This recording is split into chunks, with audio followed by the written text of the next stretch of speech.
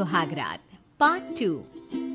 धूमधाम से शादी करने के बाद समर्थ और देविका घर आते हैं। घर पर सब उनका स्वागत करते हैं और सौम्या उनकी सुहाग रात का इंतजाम करती है।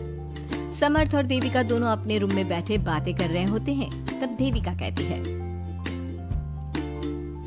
सुनिए, आप इतना दूर क्यों बैठे हैं? नहीं, कुछ नहीं, बस थोड़ा सा थक गया हूँ।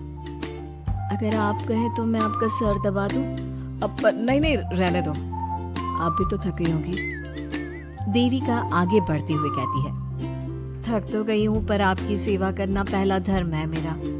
देविका झट से समर्थ के पैर पकड़कर दबाने लगती है। ऐसे ही कुछ देर निकल जाती है और समर्थ कहता है, अब रहने दो देविका, तुम भी आराम कर लो, तुम भी थकी थकी लग रही हो। देविका मना करते हुए उठ जाती है और अपने बालों को खोलकर समर्थ का सर दबाने लगती है और कहती है, मेरी थकावट तो आप ही दूर कर दोगे ना? इतना कहकर देविका अपने खुले बालों को समर्थ के ऊपर डालती है। समर्थ देविका के जाल में सम्मोहित होने ही वाला होता है कि अचानक से दरवाजे पर किसी की दस्तक होती है। समर्थ आवाज लगाते हुए कहता है, कौन? भाई, मैं हूँ सौम्या। क्या है सौम्या? क्या बात है देविका, कैसा लग रहा है मेरी भाभी बनकर? कुछ बात आगे बढ़ी या नहीं? बात आगे बढ़ती कैसे? तू जो आ गई कबाब में हड्डी। अच्छा जल्दी बता, किस लिए आई थी? सौम्या ठिठोली करते हुए कहती है, क्या बात है देविका, बहुत जल्दी हो रही है। वैसे मैं तो दूध का गिलास देने आई थी। आखिर मेरी सहेली की सुहाग रात में कोई कमी नहीं होनी चाहिए। देविका दूध का ग्लास लेते हुए जल्दी से दरवाजा बंद कर लेती है और पीछे मुड़कर देखती है तो समर्थ तो सो चुका था।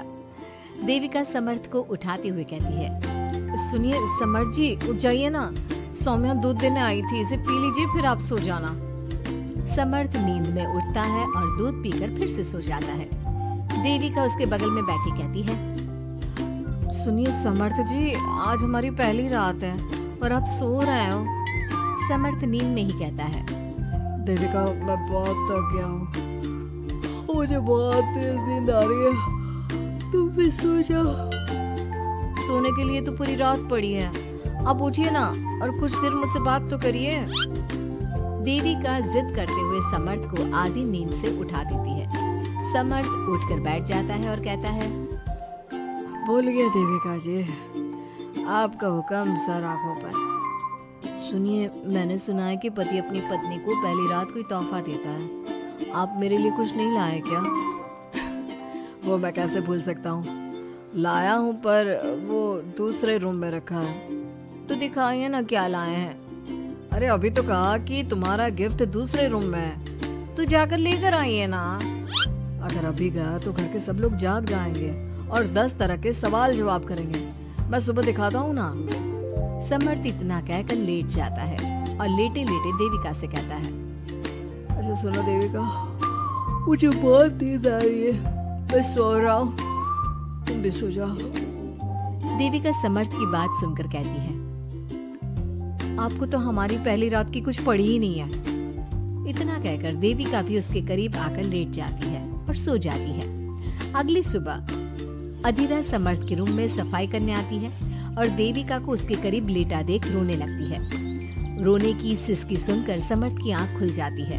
वो उठकर देखता है कि अधीरा उसके कमरे में रो रही है। उसे देखते ही समर्थ बहुत गुस्से में आ जाता है और अधीरा से कहता है, अधीरा, तुम सुबह सुबह क्यों रो रही हो? तुम्हें यहाँ नहीं आना चाहिए था, जाओ यहाँ से। समर्थ अधीरा का हाथ पकड़कर रूम के बाहर कर देता है और कहता है, अब बिना दरवाजा नॉक किए अंदर मत आना। इतने में देविका भी आ जाती है और समर्थ को भड़काते हुए कहती है, हाँ समर्थ जी, ये रो रो कर हमारे घर में अपशगुन कर रही है और अब ये देखो कैसे मगरमच्छ के आंसू दिखा रही है। इतना कहकर देविका अधीरा का हाथ पकड़कर घसीटती है और कहती है, अब क्या रोती रहेगी या कुछ काम भी करेगी?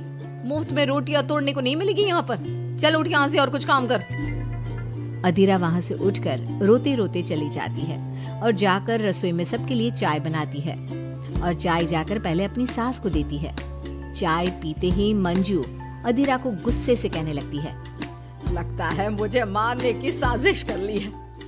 अरे अभी तक तूने ढंग की चाय बनाना नहीं सीखा। इतनी मीठी चाय बनाई है कि कहीं मैं शुगर की बीमारी से मर ही ना जाऊं। अरे जा जाकर तू मर कहीं। अधीरा मंजू की बात सुनकर दुखी होती है। इतने में सौम्या वहां आ जाती है और कहती है, ये लो, महारानी अभी यहीं बैठी है और मैं पूरे घर में देख आई। अरे ओ महारानी, यहाँ बैठकर किसका मातम मना रही हो? उठ यहाँ से और जाकर हमारे कपड़े धो, बहुत कपड़े पड़े हैं धोने को। अधीरा वहां से कपड़े धोने चली जाती है और बैठे बैठे खुद को कोसने लगती है। हे भगवान, मुझे उठा ले तो अच्छा है, मैं थक गई हूँ इस जिंदगी से। ऐसे ही कुछ दिन निकल जाते हैं। अब समर्थ भी अपने काम पर जाना शुरू कर देता है। एक शाम अधीरा घर के सारे काम करके अपने रूम में आराम कर रही थी और मंजू अधीरा को आवाज लगाते हुए कहती है, अरे ओ कलमुही, अगर आराम हो गया हो तो आकर मेरे पैर दबा दे। देविका उस समय वहीं से गुजर रही थी और समर्थ का घर आने का टाइम देखकर देविका मंजू से कहती है, माँ जी सुनिए, आप कहें तो मैं दबा दूं आपके पाँव। पता नहीं अधीरा कहाँ है।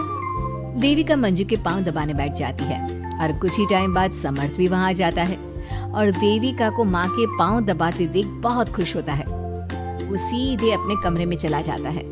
समर्थ को देख मंजू देविका से कहती है, अच्छा सुन, जा जाकर खाना लगा दे। और समर्थ थक कर आया है ऑफिस से, जाकर उसे पानी को पूछ ले। देविका उठकर समर्थ के लिए खाना लगा देती है और रात में समर्थ और देविका सोने की तैयारी करते हैं। समर्थ कहता है, अच्छा देविका सुनो ना, मेरे पास आकर बैठो जरा। अरे पापा, मैं बहुत थक गई हूँ, मुझे नींद आ रही है। अरे आओ तो सही, आज तुम्हें माँ के पाँव दबाते देखकर बहुत अच्छा लगा। अच्छा क्यों नहीं लगेगा भला? पूरा दिन घर के काम किए हैं और शाम को माँ की सेवा, पर मेरा तो कोई हाथ बांटने वाला भी नहीं है घर में। क्यों?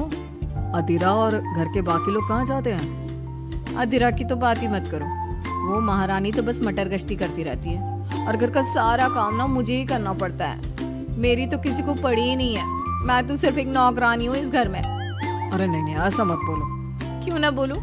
आपने मुझे वादा किया था ना कि आप मुझे रविवार को फिल्म दिखाने ले जाओगे और कपड़े भी दिलवाओगे, पर आपने तो एक भी वादा पूरा नहीं किया। अच्छा बाबा, कल रविवार है, कल ही चलते हैं और तुम्हारी सारी शिकायत दूर कर देते हैं। खुश? दोनों सो जाते हैं और अगली सुबह समर्थ और देविका बाहर घूमने चले जाते हैं। अब समर्थ पूरी तरह से देविका के वश में हो जाता है। देविका जो कहती समर्थ वही करता। क्या समर्थ को कभी अपनी बहन और दूसरी पत्नी की सच्चाई पता चल पाएगी? अब क्या होगा अधीरा का? इसके लिए हमारे अगले एपिसोड का इंतजार कीजिए।